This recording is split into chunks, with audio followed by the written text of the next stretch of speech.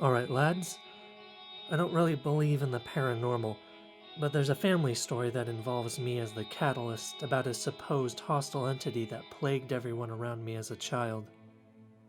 Everyone I've told in real life says it's interested them, so I thought I'd share it here.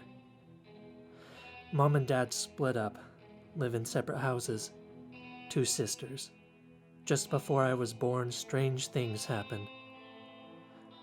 My mom tells everyone who meets the family a story about her looking for my sister's toys, Disney princesses and shit, while they were both playing in the front room. Looked all upstairs in every room and then all of downstairs for them. She gives up, decides to go check upstairs again. Goes into the walkway to our stairs. Every single toy is individually placed on each step from the very bottom to the very top. Both sisters were in the same room at the time and they didn't have the toys. Mom chalks it up to them playing a prank. Fast forward closer to my birth. Eldest sister is playing with what would eventually become my room on her own. Suddenly, a huge object slams into the top of her head. Heavy books or old-fashioned photo frame I can't remember, and it hurts her a lot. Our dog Brock suddenly stops going in that room at all, would often stand at the door, growling at it at night. This would be a common theme for every other dog we would own. Fast forward to birth. Every night Brock would come into my room to check on me, then would back out and quietly leave when he saw me fast asleep. This carries on for years. Eventually, family had to give Brock away. Weird shit keeps on happening. Not weird enough to bother posting about, but weird nonetheless. Speaking in full sentences after a few years. Mom is giving me a bath.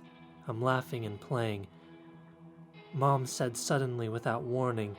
I gasped in fear and turned white and started cowering in the bath. Anon? Anon, what's wrong? I responded only by saying, "The master," and pointing behind her while I was looking down to the bottom of the bath, covering my eyes with my other hand. Mom is freaked the fuck out, eventually convinces herself it was nothing. Shit only got freakier after this. Do you remember what he looked like? Yes, in a way.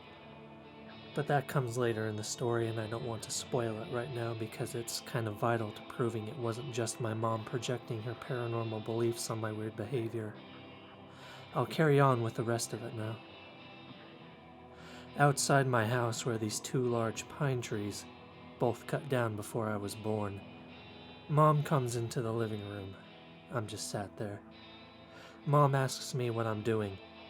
Playing with EIW. Who's that? My friend. Mom, thinking I have an imaginary friend or something, asks some playful questions. What does she look like? A young girl, but she's all wet. Does she like you? Yes. Does she like me? No, she doesn't like that you cut down the trees. Mom is freaked out a little. Asks me what this EIW says to me. I use really old-fashioned insults that a kid wouldn't know. Stinker or spiff and so on. Assumes I saw it on TV or something. Makes sense since Bugs Bunny says, "Ain't I a stinker?" So, that makes sense. Fast forward a few months. Mom talking to a guy. Says where all our houses are built that there used to be a lake. Mom is really freaked out now because I described the girl as wet. Starts asking my dad if I act strange when I'm with him on the weekends. He just shrugs it off every time. Mom is uneasy but just carries on. Kids can have weird imaginations. We now have a new dog, Milo. Small little mongrel, probably some sort of corgi mix but bigger with jet black fur. He does the same as Brock, growls on the stairs landing every night, looking at my room between 11 p.m. and 3 a.m. I used to vividly remember when I was alone in my room, I would cower under my sheets. Like not just, "Oh, I'm afraid of the dark," but literally cowering and whimpering to myself. Whenever people would stay over at our house for the night, Granddad being the best example, they would refuse to sleep upstairs and would insist on sleeping downstairs.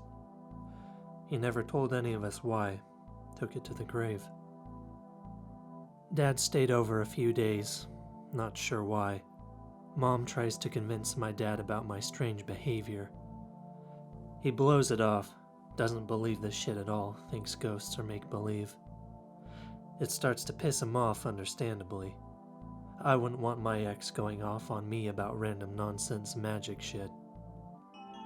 One day while on the landing, he absolutely shits himself. On the landing is some girl in a white dress. She looks at my dad, then walks into my fucking room. Dad sprints into my mom's room, going on about how he saw her, absolutely freaking out as he doesn't believe this shit. This convinces my mom completely, and she starts going way deeper into this. Dad eventually calms himself down and tries to convince himself with some rational explanation. Mom is now on a mission to find out what the fuck is going on. Starts going to all the churches in town, talking to priests, starts going to mediums, starts trying to talk to the beings while alone in her room, just by verbalizing and waiting for a sign. More and more, people who visit our house feel weird when they're in it at a certain time, usually between 11 p.m. and 3 a.m. Sister's friends feel it all the time. Sisters start to get caught up in all of this too. I start getting a lot more uncomfortable after that. At night, I would not go downstairs. If the sun went down and I could see our back garden, I would usually get scared. There were 2 large glass sliding doors to a conservatory, meaning the full garden was visible from our front room. I would always sit on the couch that was recessed into a wall that blocked my view from the garden. In our garden there was a shed, although it was more like an office as it was built with brick. Had one of those weird glass doors that was cloudy and had a swirly pattern. I would swear I could see a white figure in the doorway at times. Keep in mind the rest of the time, the master had not once been mentioned again. However, my mom hadn't forgotten about it. Convinced this entity was torturing her baby boy in some way. Mom had actually got so unhinged, my dad actually considered getting her sanctioned as he thought she was in hysterics. She's at the end of her rope. In a last-ditch effort to find out more info, she calls up my dad. Has no one ever mentioned the master to you? Dad's tone of voice changes. Oh, not you too. Tells my mom this story that on a road trip, he bought a small can of Pringles for me and put it in the cup holder of his van. I saw it and started freaking out, going on and on about the master. Dad was confused until he figured it out. The Pringles man. This sounds dumb, but actually visualize this in your head. Pasty white skin, tiny beady black eyes, a large mustache. The mascot itself isn't scary, but it clearly triggered something in my mind that made me think of the master. Funny thing is, when I talk about that story in the bath, I actually do remember it, but was asked if I remembered what it looked like. I don't. Because in my memory, there's nothing there. I literally have the memory of me cowering in fear, crying and pointing to nothing. I forgot to mention when I said that I was pointing to the air basically, so this thing I could apparently see must have been really fucking tall, literally towering over us in the room. So basically imagine some tall, pasty, white-skinned creature with tiny black eyes or something. That's the closest thing I can assume the master looked like. It sounds stupid, I know, but at the time the fear was real. Mom is now convinced completely. Goes on a rampage. She completely tears apart the bathroom door. Keep in mind she's a small woman, and screaming just bloody murder into the air. The door was literally destroyed. She had to pay for a new one. That's how pent up with anger and fear she was. So does it no longer affect you? If any of my family openly talked about it, stuff would happen again, mainly with the EIW thing. The air would get cold, people would feel uncomfortable, and I, in particular, would get a weird feeling of being watched. Also, every night at 11 p.m. to 3 a.m., there would always be an off feeling. As I became a teenager, I did more and more all-nighters downstairs, and by 3 a.m., my heart would race and I would try to sit out the hour, trying my best to pretend it wasn't 3 a.m.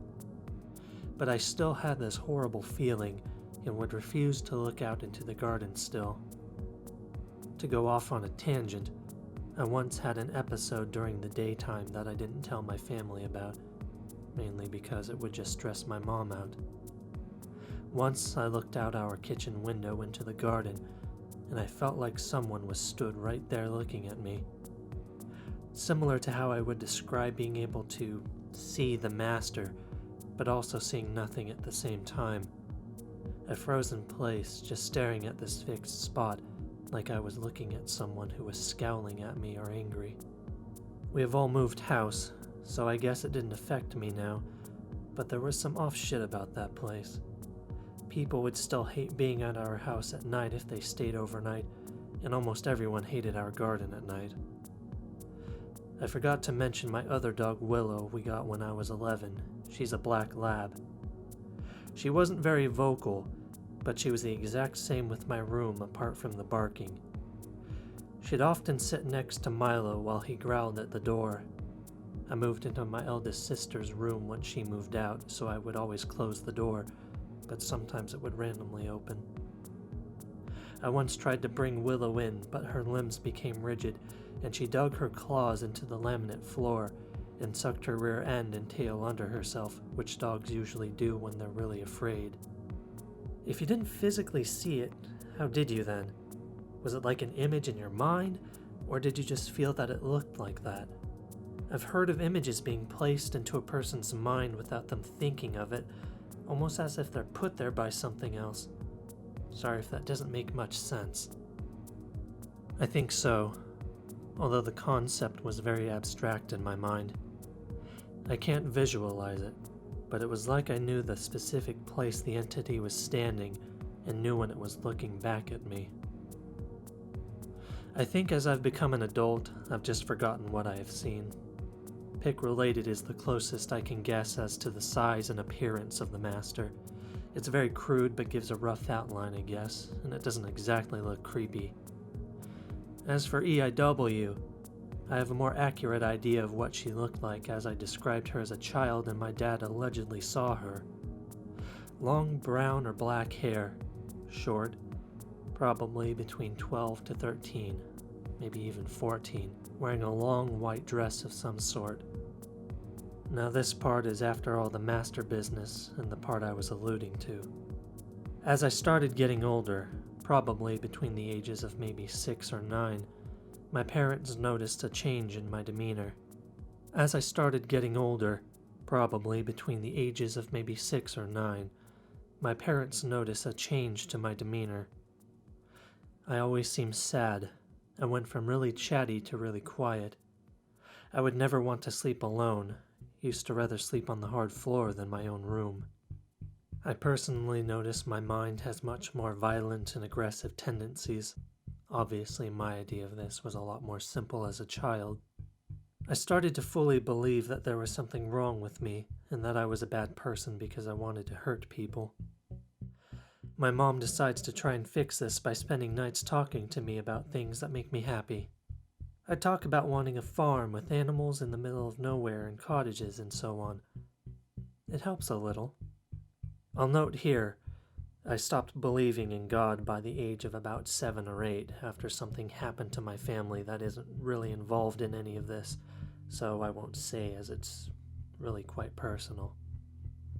I used to pray at night when I was most distressed as I grew up Catholic, so it was the only coping mechanism I knew. It would soothe me a little bit, but it would mainly just be me pleading to God to show me a sign that He was real and that I was a good person. This would calm me down. Sometimes I'd take that as a sign that God was calming me, but I guess me verbalizing my worries was what calmed me. Mom has gotten into the paranormal a lot more since all of this started. She begins investigating EIW, goes to all the local churches to check out graves, find a grave that matches the initials. The name was Elizabeth, can't remember the rest. Died as a child. I don't remember the specifics as it was so long ago, but I do remember that name. Mom is now convinced ghosts and shit are 100% real. Mom starts trying to communicate with EIW. Eventually I do too. The more we seem to talk to her, the less I would have the impulses. We slowly start to see her as a positive presence. The uneasiness still existed, but to a lesser degree, would still flare up after 11 p.m., however. The weird shit all but stopped. Dogs didn't seem on edge about anything anymore. I'm not saying it was a demon, but as a child I think my fear of the Master was because in some way it was influenced by my dark impulses in immoral acts like lying, being cruel, and so on, whereas communicating with EIW did the opposite and sort of made me feel like less of a prick. The house always felt off, though. Some pagan tried to tell my mom that we must have been on a negative ley line or something, but I don't really know anything about that. As a child, I definitely had the impression that the Master was evil. Just him being around would make me hysteric, even something that looked like him made me hysteric. I wish I was brave enough as a child to explore that part of my psyche, as there's so many questions unanswered, whereas EIW was the opposite. My mom felt like she knew enough about her. As a side note, I remember asking EIW when she was my imaginary friend if heaven existed, this going back to me being unsure if God was real and having doubts. But I got really upset because she got upset and replied, "Well, I don't know." This wasn't like I could literally hear her, but more like the words entered my head along with the emotion associated with them.